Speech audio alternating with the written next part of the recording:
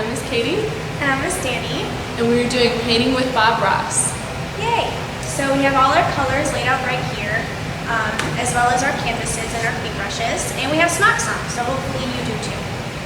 These are our colors on our lovely plate right here. Should I get it? Okay.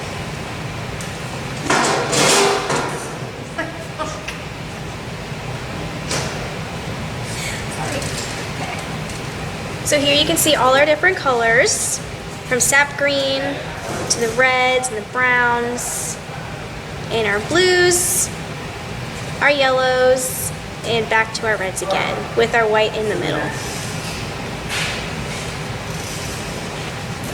We are starting off with a blank white canvas, and we're going to lay down some white color on top of it so our colors spread easier.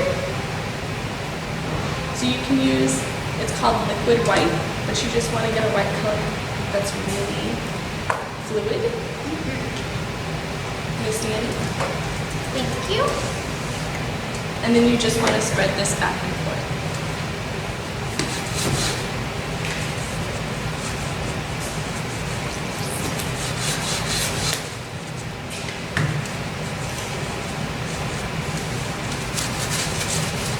Just lather up your whole canvas with it because it's going to help your colors spread.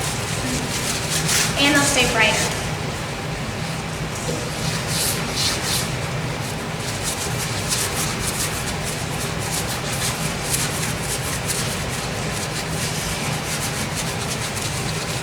So before you watch any Bob Ross video, you want to make sure you have your canvas wet.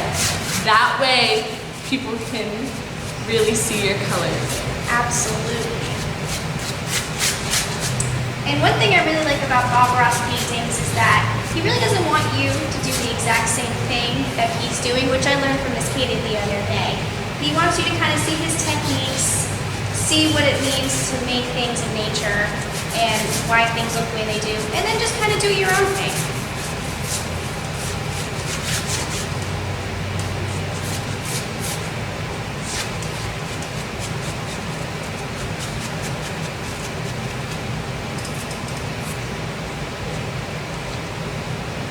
Are you ready, Miss Dani? I believe I'm ready, Miss Dani.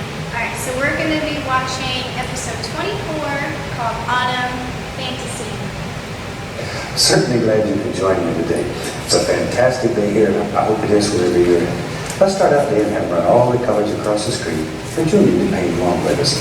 And I thought today we'd do the little opening painting that you see that Jerry Morton put together. It's so fantastic. So tell you what I've got going up here. Got my standard old 18 by 24 inch canvas.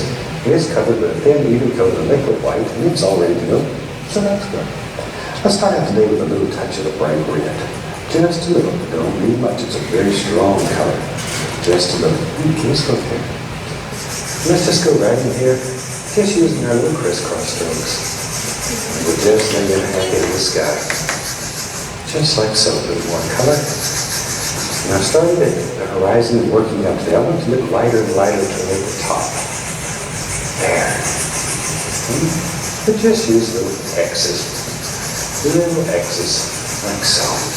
There we go. And a little over in this corner here. Don't want it left out. And that's about all we need right now.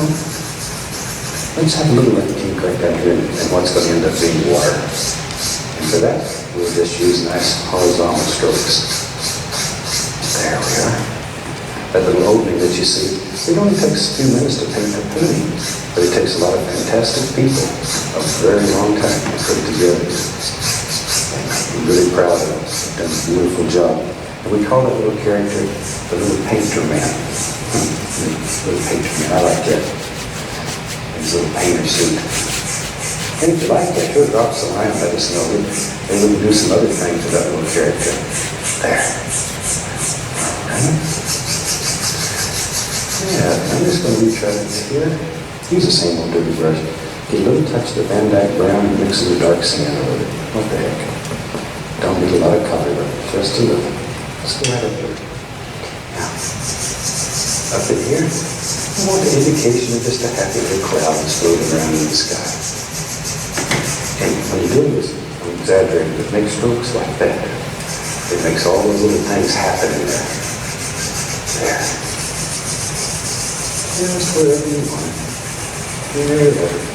If there's a little door that hung down, something like that. Color. And over here, whatever. You can even tap in some little straight ones if you want. There. Now sometimes it's fun to take a little white, just a little tiny white, pure white, and go right up in here and put in a nice light bright area. It really makes the painting sparkle there. There.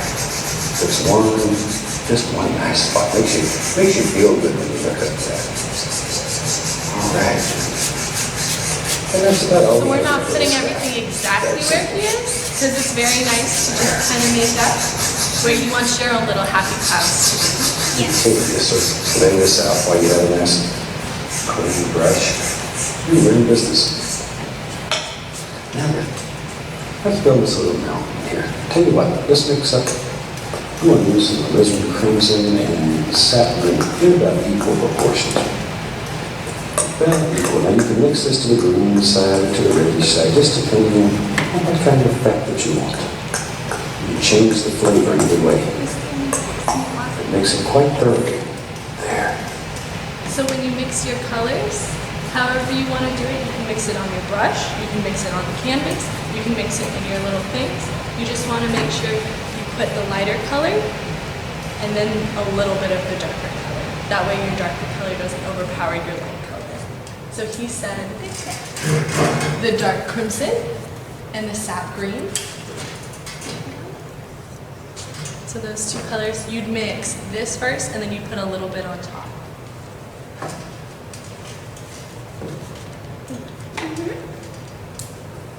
All right, let me clean up the old knife here.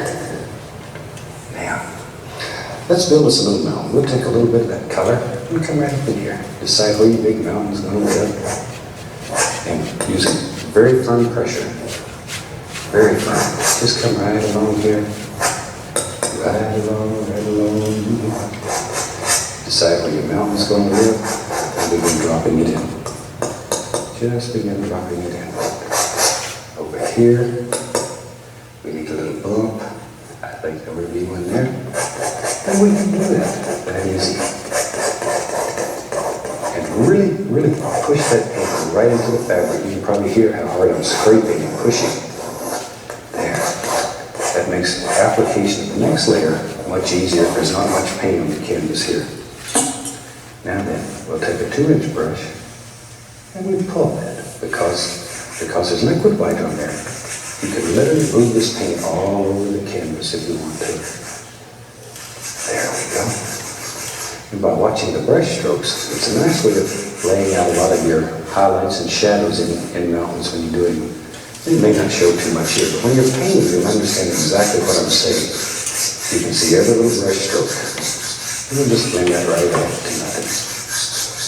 Like that. Let's take a little bright red, a little titanium white, and we're going to mix it together. And I want just a light pinkish glow in my white. I don't want to set the world on fire right here. Pull it out as flat as we can get it. Take some very little of that bright red. All right, we go in and cut off a little roll of paint. There it is. Now then, let's make a big decision today. Where do our highlights live? Maybe something on that. Now this will not be an exact duplicate of the paint that you saw at the beginning, because it's almost impossible to paint another painting that's identical. But it'll give you a good idea of how this one was made. Yeah, here we are. I like that little painter guy though. It's really cute. It took nearly a full day to make that one little opening. But we had a lot of fun with it and did a lot of crazies. It's really, the outtakes would be even cuter sometimes than what you see here. There. We'll take a little white, put a little touch of the phthalo blue into it. Just a little, don't need much. Now reach over here and grab a little black, a little touch of crimson, just to dull it. Just want to dull it down. There, that's nice. Let me clean the knife off. I clean the knife only so it shows up a little better how we're loading it. When we come right in here and you can see that nice close-up. See, that little ridge of paint, little roll of paint right on the edge is so important. If you get in the habit of loading the knife that way, it'll save you a lot of agony. Make things work much better for you. Now, we'll just come right along here, put in little shadows, very delicate, caressing the canvas. Barely touching, barely touching, barely touching. This is such a gentle touch. Just gentle, gentle, gentle. There, over here, we need some right there. Don't want that on that. Okay, once again, just barely touching the canvas. And you can come back. And now we can begin adding in all those little special things, little nooks and crannies. Little mountain goat's got to have a place to live too, you know. So give him a little place to have him a little house. He wants to live up here where he's safe and nobody bothers him. I think that's what we all want. We want a place to live where we're safe. So does that little mountain goat. So when you're making your mountain, think about it. Shoot. You might find out you like a little guy. There we go. We just let those blend together right in there. There.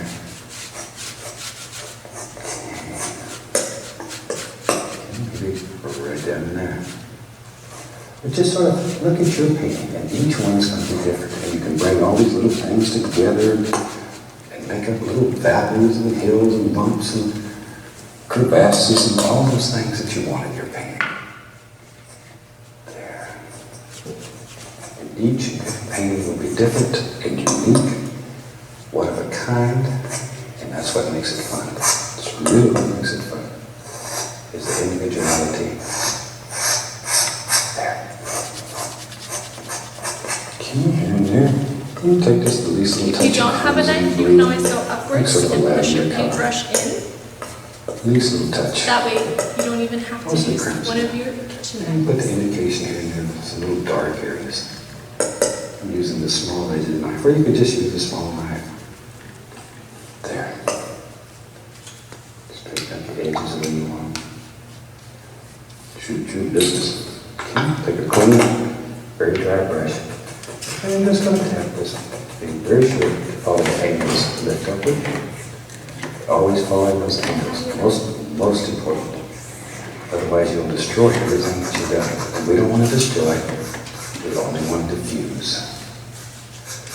All we want to do is just diffuse. You can grab a little touch of that white, sometimes pull it down. Looks like there's a little light that's spilled over the edge. There. That's so pretty. That's mountains. If you've ever seen my son Steve paint them, one of the shows here, mountains are his specialty. He makes some of the most beautiful mountains of anybody I've ever known in this technique. That's his forte. There. And that's probably one of the areas that he absolutely puts me to shame. He's a better mountain painter than I am. There. Okay, let's wash the old brush. We got to get that cameraman over there. Just almost fell asleep. We'll get him. All right. Now then, let's we'll use some of that brownish color, like so.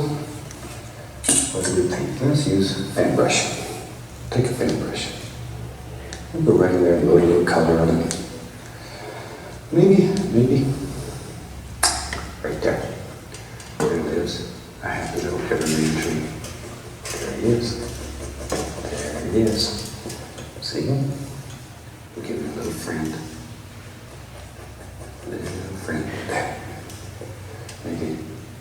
Shoot, you know what happens? If there's 2 trees, pretty soon there's going to be 3, and then there's going to be 4, and you're going to have a forest.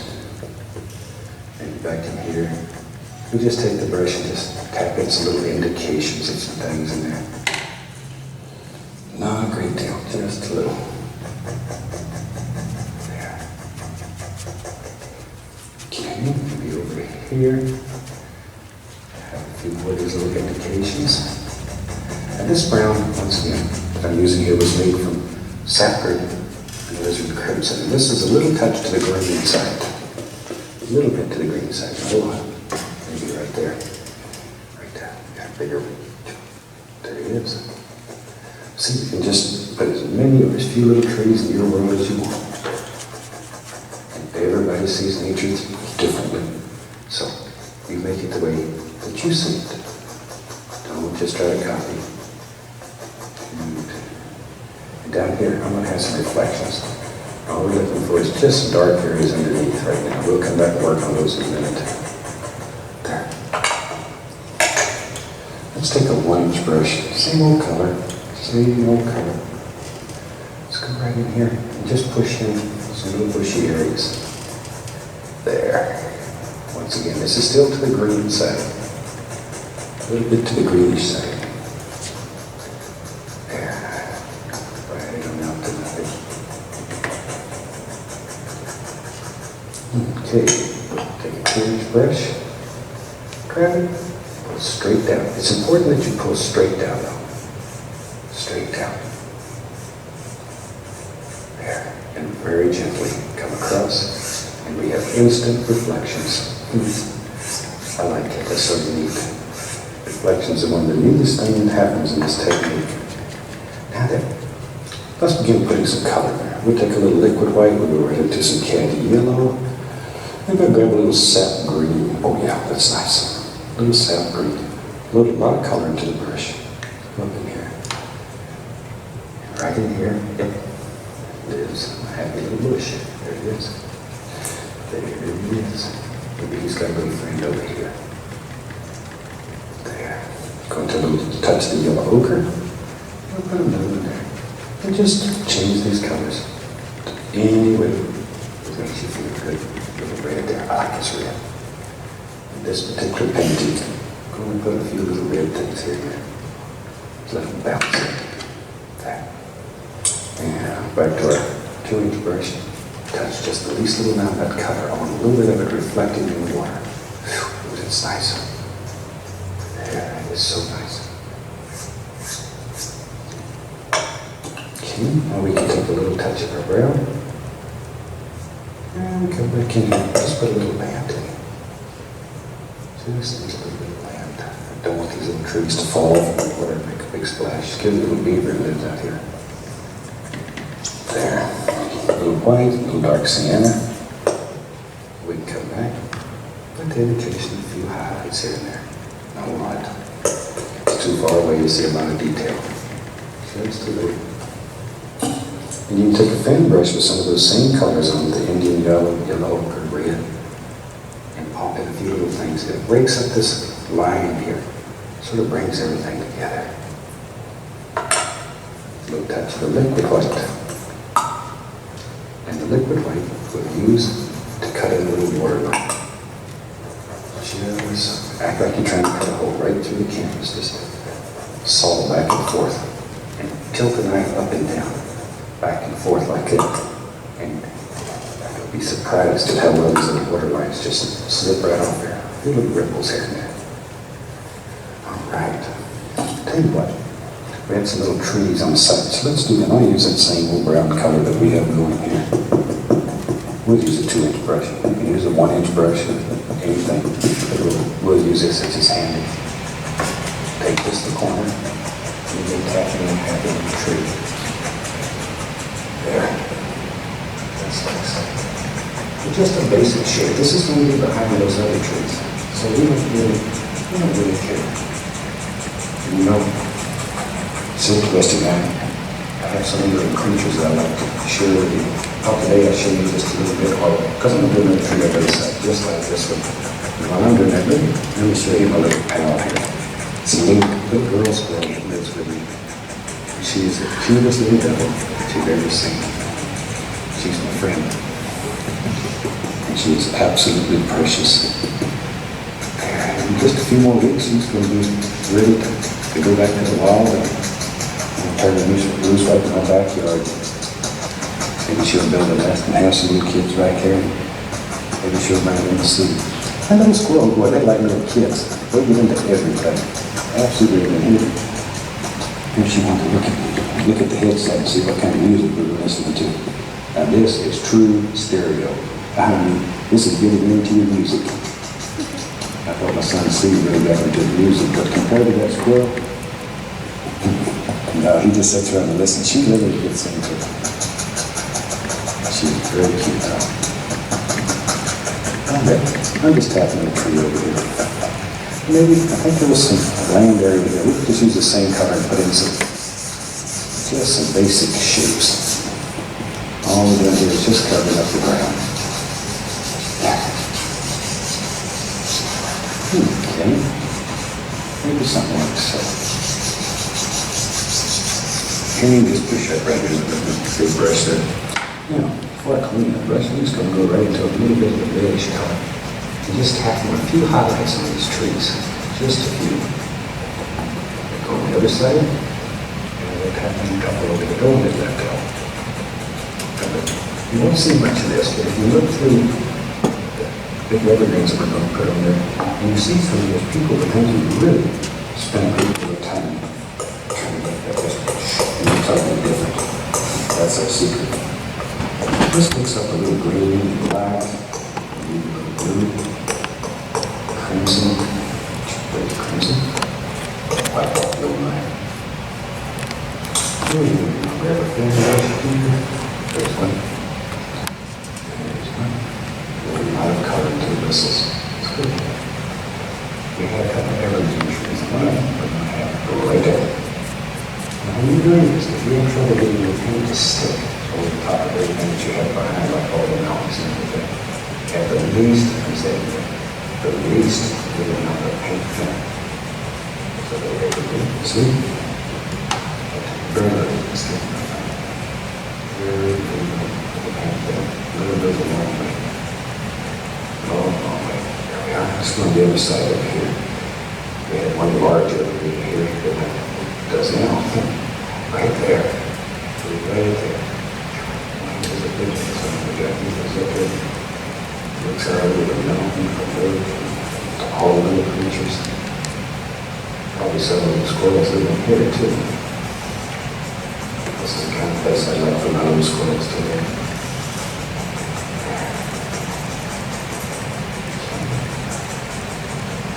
Very quick, you get some nice little things. We take some of this brown and white color over here with the indication in there. Maybe there's a little trunk in there. Just a little trunk. Back to my 1-inch brush that has the brown color. Just pop in some nice dark shades here for all the bushes. Right to the left hand of the water. Okay, the other side will do the same thing. Just a few little things here. Okay, wherever you want to push to there. And then we can take our brush that we're using to put the highlight colors on. And a little color. Go right up in here. And all kinds of little bushes and stuff that live right in here. Very good. That's fun. I'm including fan brush. Got two to get going. Oh, there's one that's got brown in the hallway. We'll use it. I'm going to see. We'll take some brown. We'll reach over here and do a little test of the white. Yeah, so we'll start seeing. A little dark skin, maybe a little bright here. This is a little bit white. With a little color. And we're going to load this fan brush with the brown that we made from the crimson and sap green. Both sides, and we'll take one side only, just one side, and go through this very thin light color. And it is. Back to big everything. I'm sorry. Yeah. But don't go to the brush like this. You can do, see there? You can do both sides of the tree at one time. You decide. The other side over here, we have one. We just go with right there. Right there. And one. Yeah, you don't make any noise, this won't work. Get a little bit right there. Be careful that you don't space all of them exactly the same distance apart. Because if you do, they look too symmetrical. Whatever that means. There we go. Tighten a few dishes down on the bottom. Few little things. I got fan brushes working everywhere. The same greenish color that we used to have everything. Like that. Push it upward. Push it upward with the corner of the fan brush. Just pushing these nice little leaves and stuff, little branches, but you can push it with. I like to leave a little trunk showing here. To me, that's quite interesting. There's not a lot of canvas there. And so it gets lost in it. You can't tell which one is which or whatever. Get a little separated, a little highlight. There. Okay, over here. This all around. As I mentioned earlier, this is not really anything I do because what you saw in the opening, but it was shady the way it was made.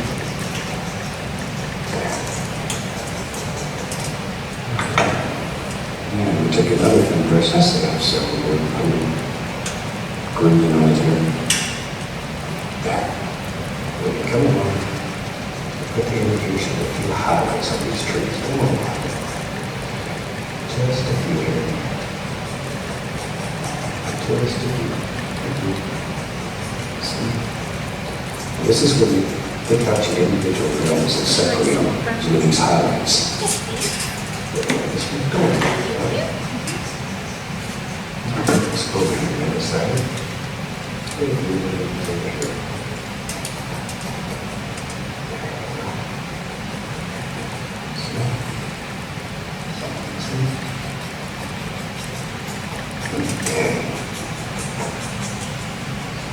That's pretty nice tree. Quick. You just take a 2-inch brush, pull that straight down, create the illusion, and that's good fashion. Pull it gently across, gently across. So every time that brush that we made this tree trunks out of, you can wet those into the water also, just like that. And you pull it up. See? There. There. So part of the pulling process, the way he makes it so in the water, you need a clean brush and then you need to pull. That way you don't just pull all the ugly colors right into your paint. Like I just did. No mistakes, only happy accidents. Happy accidents, so many happy accidents. Let's go back into our brush that has all the colors and black colors. Let's get a little touch of red, all a little red. Ooh, that's pretty. And sometimes these colors are so pretty, they almost hurt. There's a nice little bush right there. And we can bring it right down here. And you decide how many you want, where you want it. Over this side. You're right. Yeah. Yep, you're right. There's one.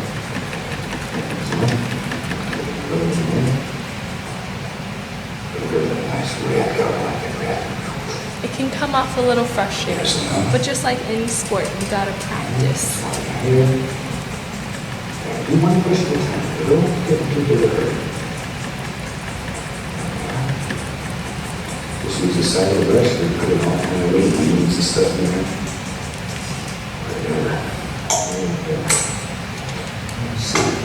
You take my old fan brush. You can bring this down, straight to the edge of it. And it looks like there's a little protrusion out into the water here. A bit of soil. And that's basically how we get the little painting that's in the opening.